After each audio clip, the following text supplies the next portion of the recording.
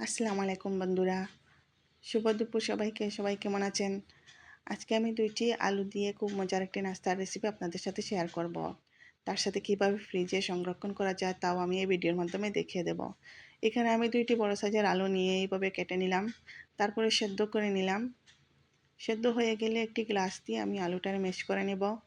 আমার বাসায় মেশার নাই, মেশার থাকলে আপনারা মেশার দিয়ে কাজটা করতে পারেন। ম্যাশ করা হয়ে গেলে এখানে আমি কর্নফ্লোর দিয়ে দেব।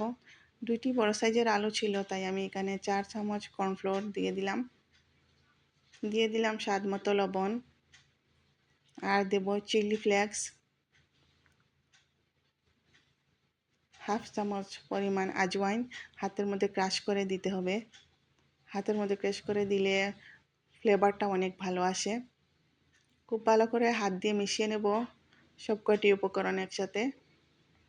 মিশানো হয়ে গেলে আমি রুটির ডোয়ের মতো এইভাবে 3 ভাগে আমি ভাগ করে নিলাম ডোটা।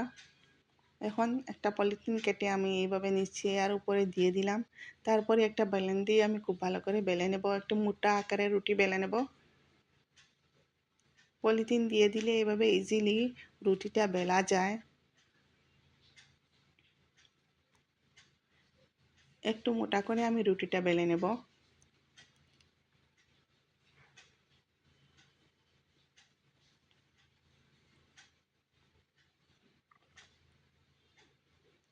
একটা আমার হয়ে গেছে, আরেকটা আমি দেখিয়ে দেবো আমি কীভাবে বেলে নিলাম।